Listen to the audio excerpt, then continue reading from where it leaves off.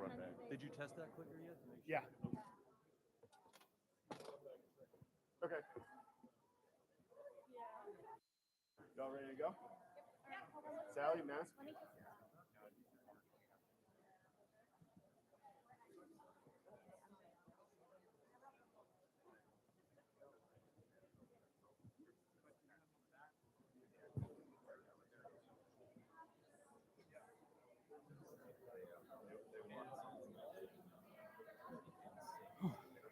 All right, everybody. Can you hear me?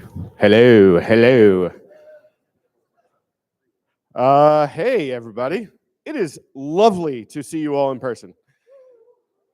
So if you are at the wrong conference this week, this is DevConf US. It takes place in the United States. It's not the one in the Czech Republic.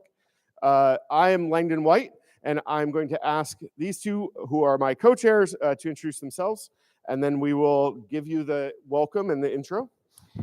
I am Sally O'Malley. I work for Red Hat, and I like to think I'm better than conference organizer, but I do my best, and I do not have blonde hair anymore. Hi everyone, I'm Urvashi Monani. I am also an engineer at Red Hat. This is my first time doing DevConf in person, so I'm really happy to see all your faces and be back in person. Hi, Ben. All right, so we wanted also, we made some changes. So basically, we did the first 2 years in person. I know at least some of you were there. I know some of you spoke. And that was a lot of fun. And then we decided to do the last two virtually. And so it's been a little bit of a change. But then for this time, when we decided to do it back in person, I pointed out to the co-chairs how much work it really is. And so we indoctrinated a steering committee. And so you can see their names up here. I'm not going to read through everybody because life, but this is kind of the leadership team that we really like to thank. They probably put the most effort into DevConf aside from us. And so thanks to all of them. Maybe a round of applause. Thank you. But then we wouldn't have any content except for the track captains. So thanks again to all of the track captains. You should see them listed they're affiliated with. And thank you again for looking through. What did we end up with? Like 400 proposals? I do not remember. Yeah, a lot of proposals. And then we lost all the proposals because the system crashed. So that was a lot of fun. So apologies on communication with speakers and all that jazz. Yeah, it's because we lost all the data. So yeah, good thing some backups. And so thanks again to all the track captains. We'll ask for another round of applause. And then, of course, the volunteers. This basically would not happen except for who you'll see running around all over the conference and with all kinds of different jobs. So thanks again to all the volunteers. We really appreciate your help, and we hope you'll be involved for all the years going forward. And one more time. All right, thank you. I also want to BU. They're absolutely wonderful to work with. Marissa and the whole crowd at BU that has helped us.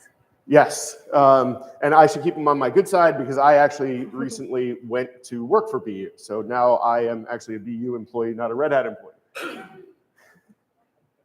I thought that was a comment.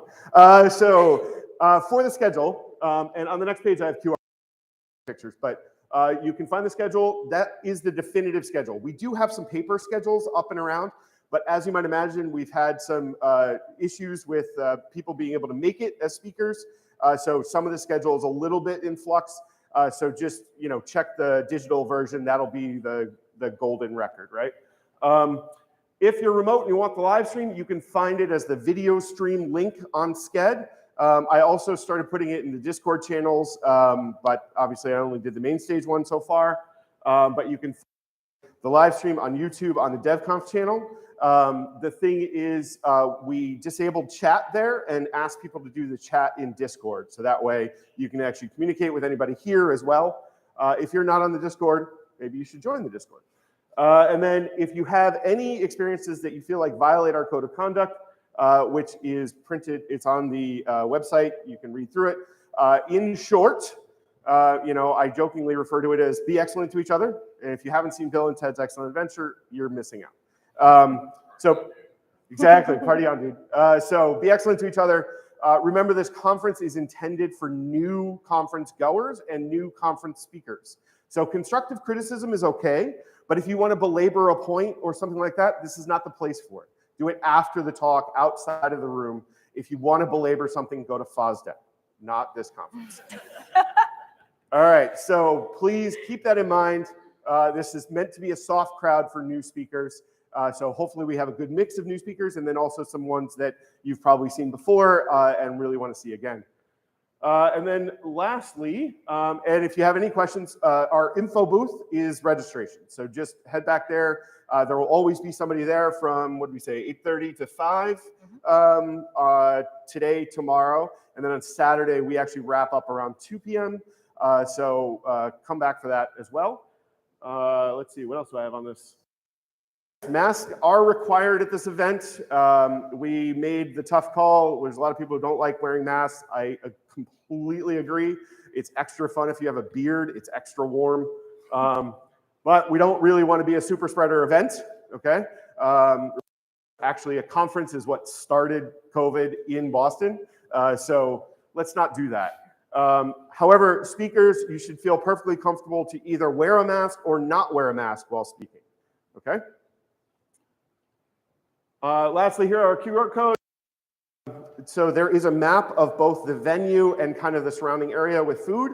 At that link, you can also get to it from the website, but and then the SCAD is there as well. Hopefully all that stuff is pretty well named and it's easy to find, but there are QR codes because I love QR codes. There are also QR codes printed out around registration, the same one, so you don't have to take a picture now, you can walk around and find them.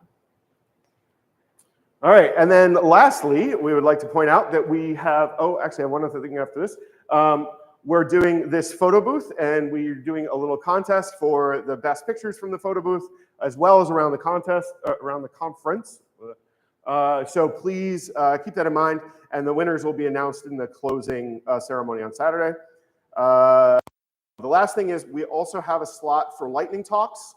So if you would like to do a lightning talk, there are whiteboards in Ziskin Lounge, which I don't think anybody has drawn lightning talk on yet, but we'll be there. So go sign up with your name and email address and the title of your talk, and then we can get some forced rank voting, and then we can actually do the lightning talks.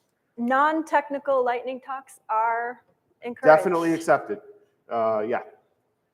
I think that's it. Yeah. So hopefully, enjoy the conference. We're really excited. And we wanted to mention wearing masks is important. If you didn't bring a mask because you weren't prepared for that, we do have some at registration. Obviously, we only have some at registration, so please try to bring your own. If you want to bring a box of masks, that would be fine too. But yeah, I think that's it. One more thing, if you're one of the early folks who didn't get a badge, because we're still getting our badges, yeah, we have them now, so feel free to head back to the check-in desk to grab one. And most importantly, there will be lunch at Yes. noon, boxed lunch, and some coffee throughout the day, maybe pastries. All right. Thanks, everybody. And we wanted to say something about Marina really quickly. oh, yeah. Yes. Go ahead. So we did want to honor really quickly. We didn't have good content to put in, but Marina Z recently passed. Many of you have worked with her or been touched by her, and it was a very sad day for a lot of us. In particular for DevConf US, she was basically the person who went through a lot of the speakers, went through a lot of the attendees, and tried to help us diversify the people who could speak and attend, and very diligently, sometimes like 500, 1,000 names, and then would make recommendations back to me. She also scrounged up money for support for them as well. We try to be, we really want to be an inclusive conference. It's not just about new speakers and stuff. We also want to make sure that, if you can't speak because you have kids at home, we want to try to help you pay for things like childcare. So didn't do such a great job this year, but we definitely have done, I think, a pretty good job in prior years, and Marina was a big part of the reason for that. So, sad loss. And the wording in our website and our messaging, a lot of that comes from Marina with regards to diversity and inclusion. All right, so let's kick it off. All right, so for our keynote today, we have a fireside chat with Chris Wright, the CTO and SVP of Global Engineering at Red Hat. I would like to invite him on stage now, please. Woohoo!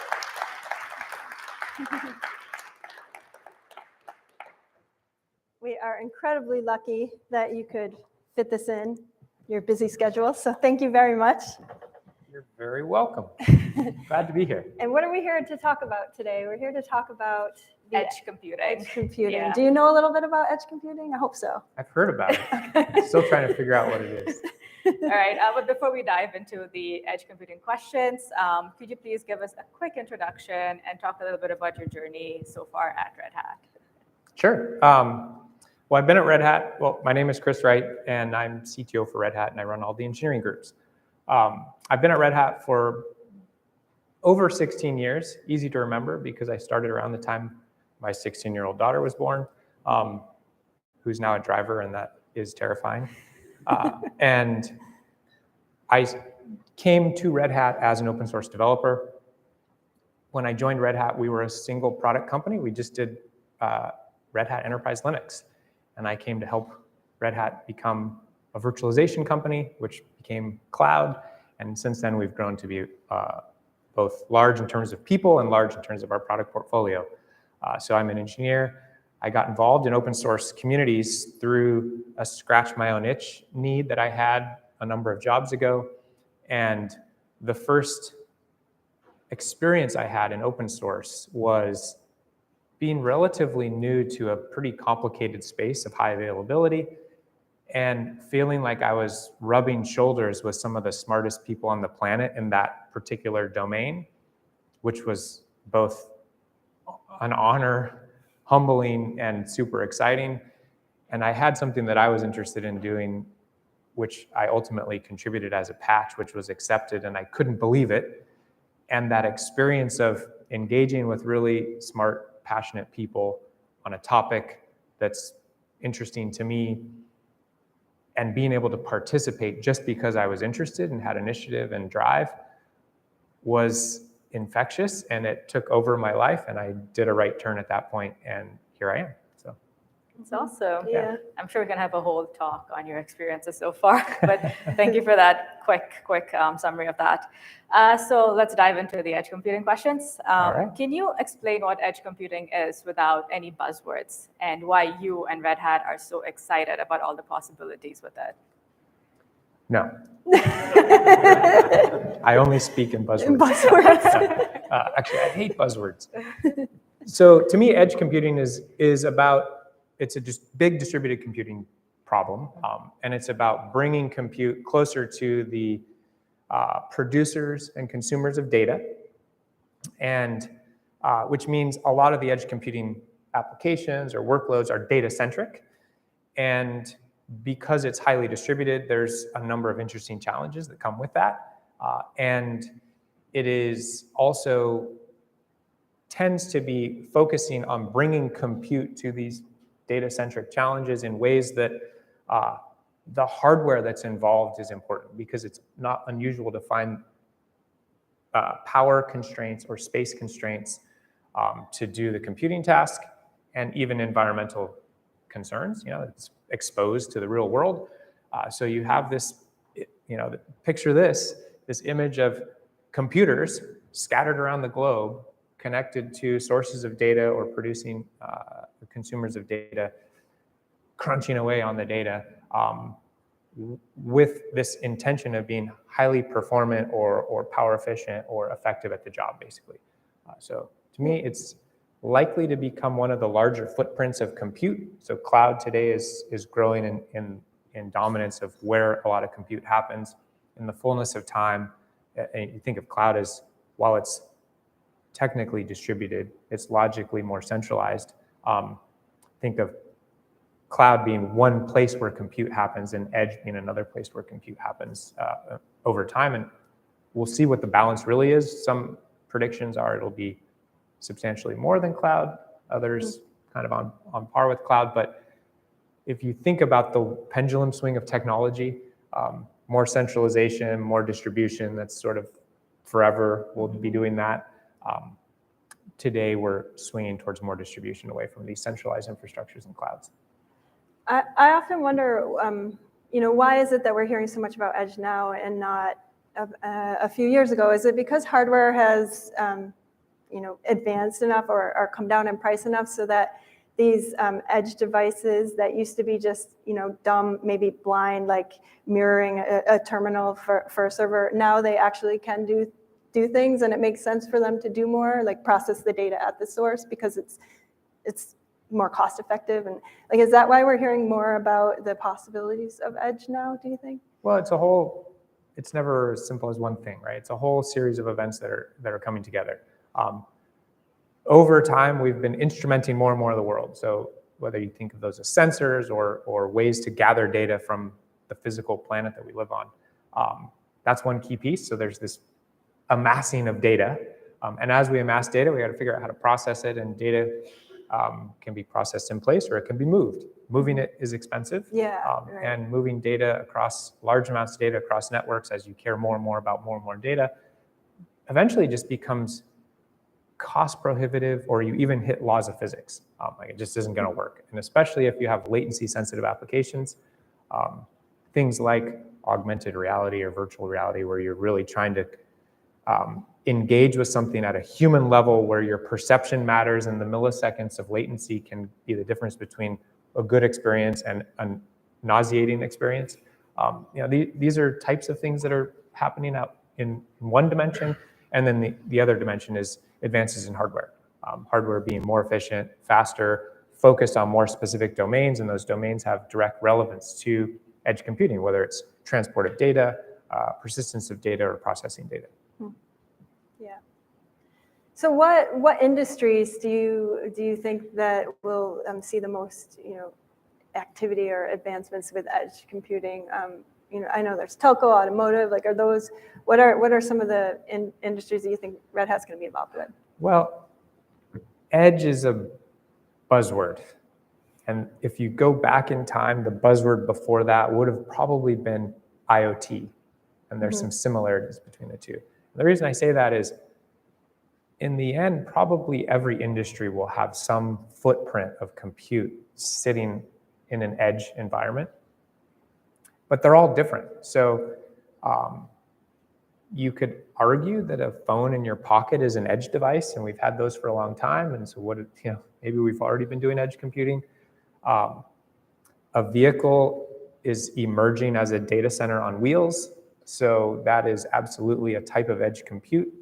It's also connected, one hop in, to another set of edge computing devices that are maybe arguably part of the network or part of an infrastructure.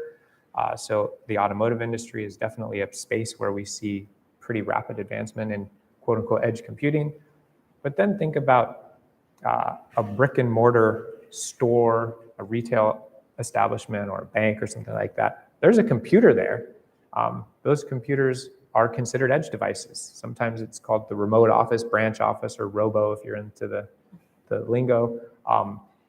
And there's a sort of similar scenario happening even in those environments, where things like video analytics in stores to understand how a change in how you position merchandise or even flows of traffic through your stores can impact sales. Yeah.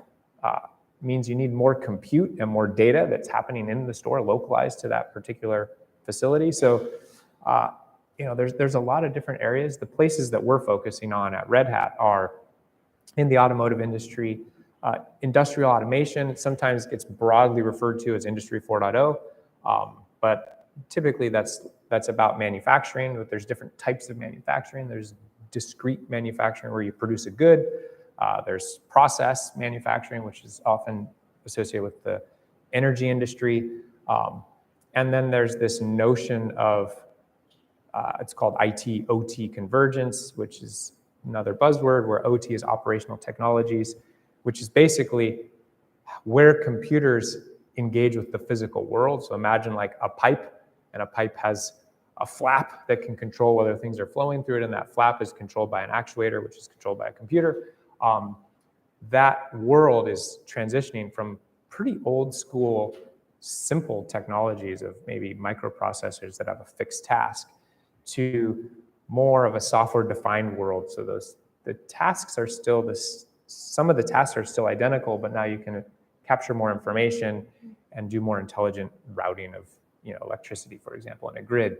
So it's kind of pervasive, that notion of what is Industry 4.0, and then other areas like the healthcare industry, telemedicine, whether it's true like remote surgery, which is a pretty intense application of edge compute, or even just the ability for doctors to work with patients remotely. Or there's just gather so many data, different. maybe with an insulin pump, a smart insulin pump, or you could connect data right to your doctor, and So it's a big, broad space, and which means it'll probably impact, in some way, shape, or form, every industry. I talked to the financial industry, and we've been doing edge compute since the very beginning because we measured the length of the cable between our rack of servers and the feeds on the trading floor, because speed of light and being closer at the edge to the trading transactions means you get a financial advantage. But the next generation of edge might look more at how, for the financial industry, might look more at how transactions happen and not always require full transactions to come back to the core central database, but we do speculative and predictive transactions in a context that is usually about fraud detection, making sure that somebody's not using a stolen credit card, for example. That's cool. So you talked about a lot of industries here and opportunities here, and you also mentioned which ones Red Hat is focusing on. But can you tell us which one of these are you most excited by and why? Well, I actually am pretty interested in the automotive space because it's pretty cool to imagine how, we all have a relationship to vehicles, whether you own and drive a vehicle or whether you're sitting in one from time to time. It's really something intuitive you can relate to. Vehicles are already pretty intelligent. A simple vehicle has things like adaptive cruise control and lane assist for drivers. I happen to care a lot about this because I have a new driver. And then you kind of imagine the future of driving, which could look quite different. And the value of impact to our lives. You're not stuck behind the wheel, paying attention, stressed out in traffic, but you could be doing something different with an autonomous vehicle, and possibly also changing pretty fundamentally what that means from a energy consumption and environmental impact on the planet. So to me, that's a really cool one. We've also taken edge to the extreme with work that we're doing, starting in open source communities, and put Kubernetes in space. So putting Kubernetes in space, I think, is about the coolest thing that I could imagine.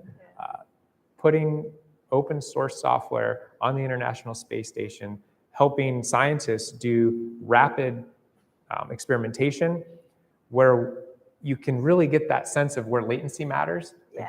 Take a big experiment and try to funnel all the data back down to Earth and do some data analysis, and then feed the results back to the scientists in the space station, and then lather, rinse, repeat. That could be a pretty painful or even just non-functional experience. And so that's something that we're doing today.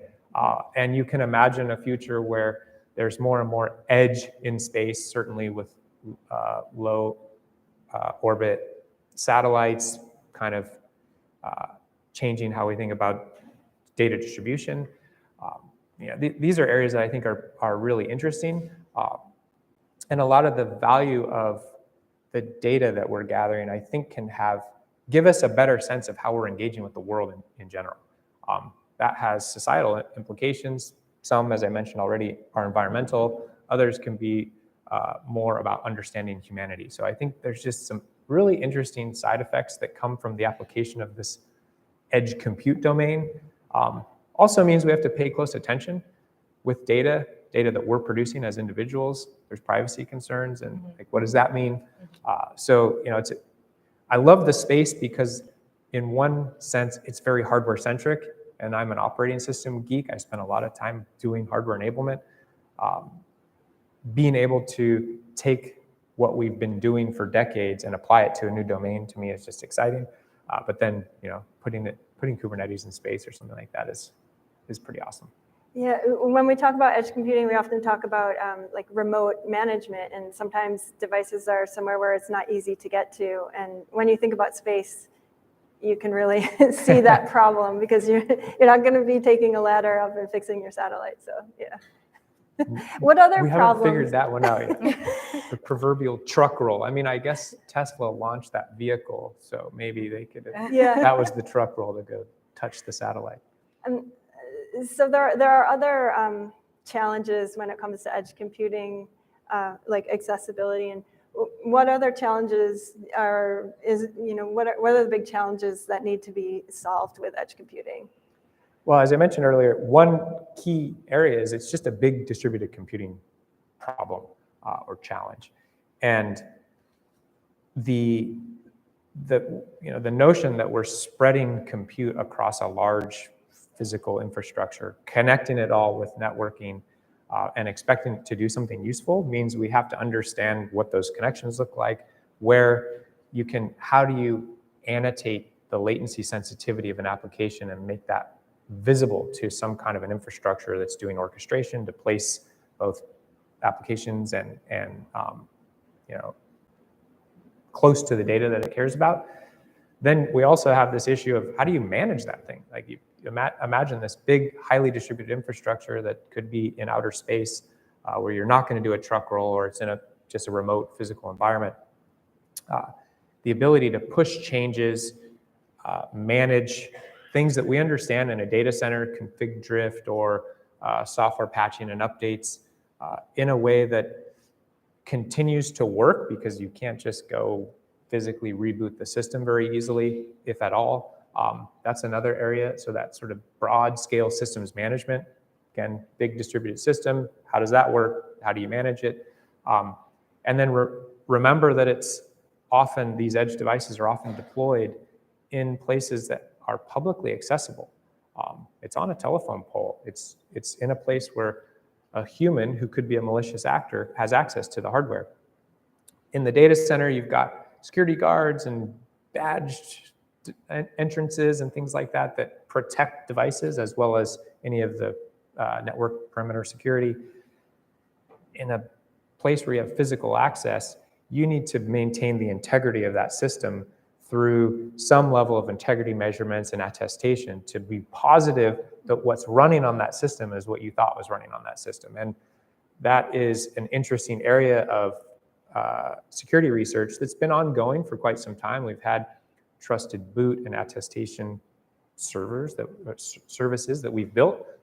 One actually coming here out of the Boston area called Keylime, and something that we've been interested in at Red Hat. But how do we make that work in these small edge devices, and how do you ensure that not just the sort of supporting platform content, but also the application content that you're delivering, plus the data associated with that, is protected, secure, and you have confidence that it's doing what you thought it's doing and not being hijacked for malicious uses. So that, to me, that's an interesting space. Security is a tough one, and it's a great example of something that we've seen some of the hacks on, I think, one of the vehicles showing you, without giving thought to security ahead of time, somebody could remotely control your vehicle, and that's absolutely not what we're looking for. Being able to disturb the flow of traffic in a malicious way is physically dangerous to humans. So, those are the types of things that we have to pay attention to. Awesome. Can you talk a bit about how the open source community can help with tackling all these challenges? Like, how can we, because open source, it's kind of rare in the industry, right? So just a bit about how we can, kind of help take over the space as well, basically. Well, edge, again, is this big, broad space. It's got all these different definitions. Sometimes I use the analogy of an onion, where every layer of the onion has an adjacent edge, and it depends on kind of your perspective, where you are, what that edge means.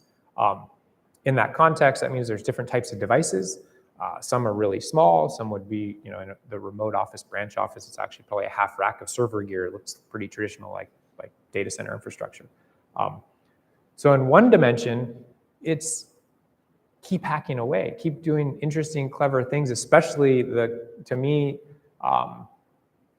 the maker space is a space where creativity happens, often connected to smaller form factor hardware. How we do that enablement in projects like Fedora and associated projects around it, so that we not only operate on the hardware, but bring interesting applications to those environments, which could be for fun. It could be for home automation or something. That there was a cool project here in the Boston area. I think it was out of MIT that was focused on localized farming. So you could build a little farm in a box, put something like a small little Raspberry Pi device in there and control the environment, the water flow, the nutrition to the plants. And it was intended to be a way to improve access to nutritive plants for humans. And that's something you can do in your house. So that notion of creativity and hacking is I think, really important in this space. Like one of the things that I was working on at my house was just a simple video analytics thing where a computer could recognize our dogs and use an actuator to open a dog door so that we could let the dogs in and out of the house without having to physically let them in and out of the house. Partly a project to try to get my kids interested in, I guess you'd call it edge computing. But those kinds of things really, it may not be obvious that there's some kind of a broader commercial application. And I think that's totally okay. It's just fun and it's experimentation, and that's what stretches us forward. And all of that fun and experimentation happens, I think today, a lot of it is actually in open source. And then if you think about the fact that many of these use cases on the edge are data centric, thinking about how we manage, process, and produce models and distribute models, machine learning models across this broad infrastructure is super important. There's some hard problems that I mentioned in security. There's some other hard problems around privacy that we don't fully understand what the solutions look like. And in the future, we'll need something that looks like privacy preserving, totally federated or distributed learning systems. Today, you tend to learn more with centralized data, and then you can distribute inference out to the edge. What happens when we can do distributed learning across the edge? And these are interesting areas that we don't totally understand yet, and ripe for both research and just experimentation in open source community. So I think there's just a bunch of different areas that actually will have applicability to other use cases, but also really help us advance the state of the art of what edge computing is. Awesome. I love the project with the identifying the dogs and opening a door for them. Yeah. So does it identify only your dogs, or will it just open for any dog? Well, considering it's a somewhat stagnant project, there's a famous notion of computer vision having difficulty disambiguating a blueberry muffin from a chihuahua. Right. I don't have a chihuahua, but I can only hope that it would identify at least more likely my dogs than, say, a raccoon. Yeah. Because there aren't a lot of other dogs yeah. in my in my backyard. But yeah, having the right training data set is really important, and gets back to what do you do in open source communities? There's a whole next generation of learning concepts around foundation models and how you can take basic models and train them with smaller sets of data and still make them as impactful or more impactful than large sets of data trained on one problem domain. So I think there's interesting applications in there, and so hopefully I could use a smaller number of pictures of my own dogs to train the system to be really effective. I would have no shortage of pictures of my dogs, so I tend to take a lot of pictures of my dogs. Oh, yeah. So thinking back 5 years ago, there are certain things that we're just so used to today that you couldn't have even imagined maybe 10 years ago, like Uber, for instance, or so do you have a sort of vision of 5 years from now, what's going to be the next like, I know what you're asking. The short answer is no, I have no idea. But it's an awesome question, and it's part of where we, do that creative thinking. And I often use this analogy, which is basically 10, almost 15 years ago, we didn't have smartphones and we didn't have clouds. Today, you can't really imagine life without those things, whether it's explicit or implicit. Pretty much all of us are using phones, and those phones tend to have apps that are all backed in the cloud. Apps like Uber or other kind of DoorDash. shared economy world, which over COVID was like how we actually existed in many ways. So what I'm confident about is what we're building now is the foundation for 10 years from now, the things that we will be completely taking for granted that we look back and be like, how do we live without those things? Exactly what they are, I'm not entirely sure, but I think the notion that we're instrumenting the world, the physical world, applying compute to that instrumentation, and then changing our lives, the buzzword there is like real-time decision-making for businesses, changing our lives as a result of that instrumentation and application of compute, that's very real. It's happening already. There's these notions of things like smart clothing that could tell you quickly, give you insights into your health, whether it's mental health or physical health, and give you recommendations of things you should do. Get a better night's sleep. Get hydrated. Get different forms of exercise. Those are things that are already starting to happen. And of course, there's this hyped thing called the metaverse, which to me is some combination of AR, VR, augmented reality, virtual reality, and sort of distributed transaction processing. What that looks like and where edge plays a role in that is not entirely clear, other than I'm sure it plays a role.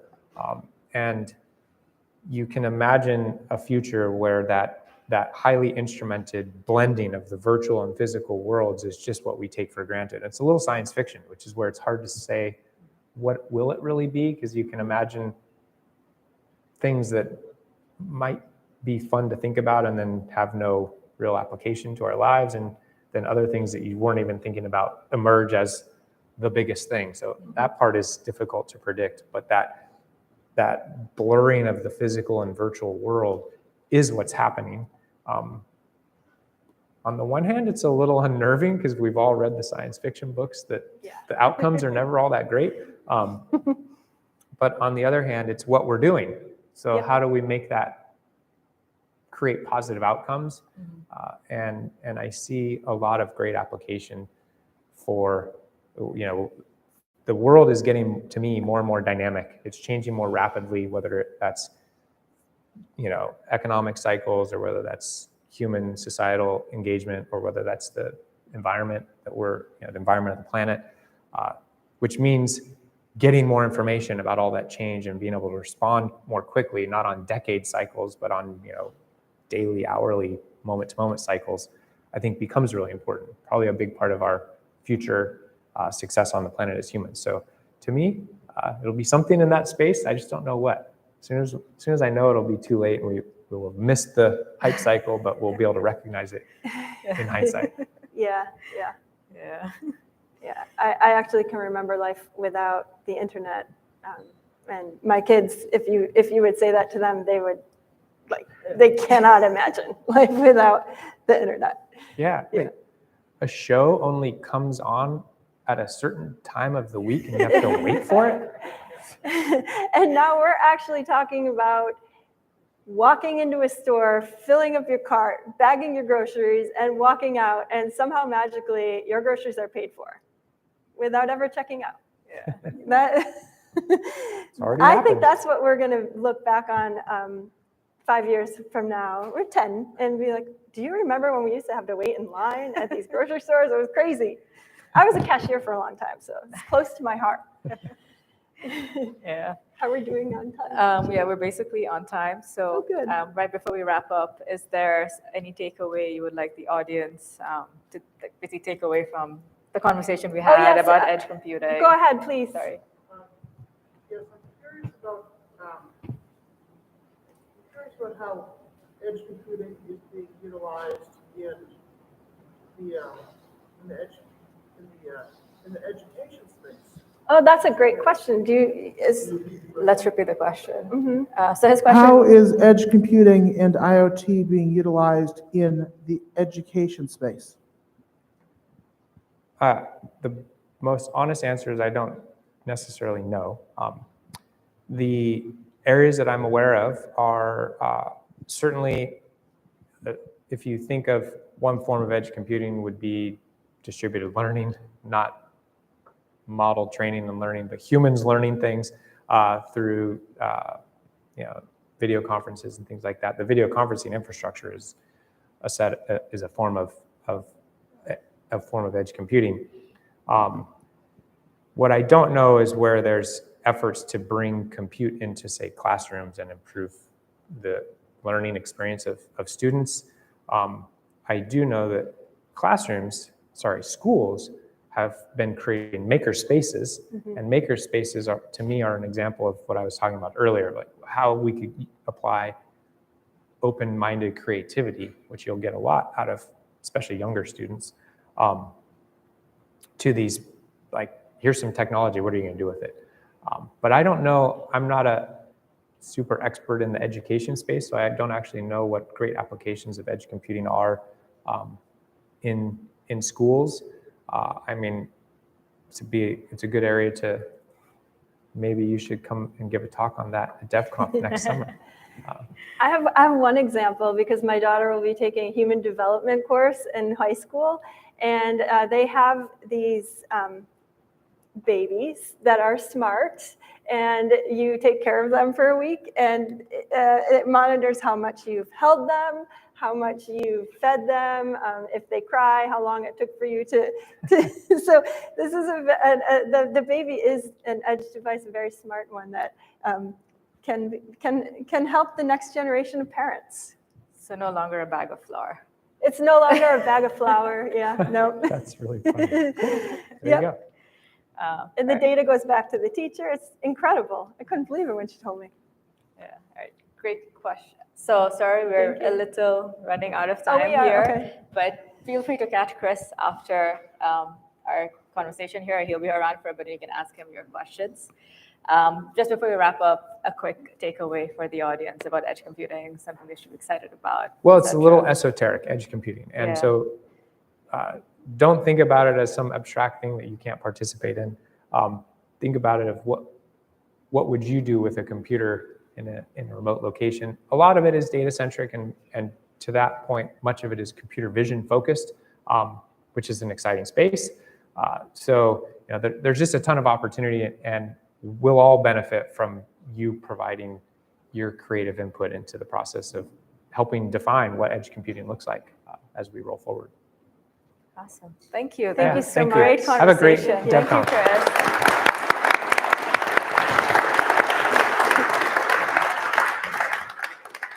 All right, thank you all. The sessions start at 10:30 in the 4 rooms. If you have any questions, find someone wearing a volunteer t-shirt or an orange lanyard and we can help you out. And if you have more questions for Chris, he'll be around for a bit. Thank you all. Hope you have a great conference.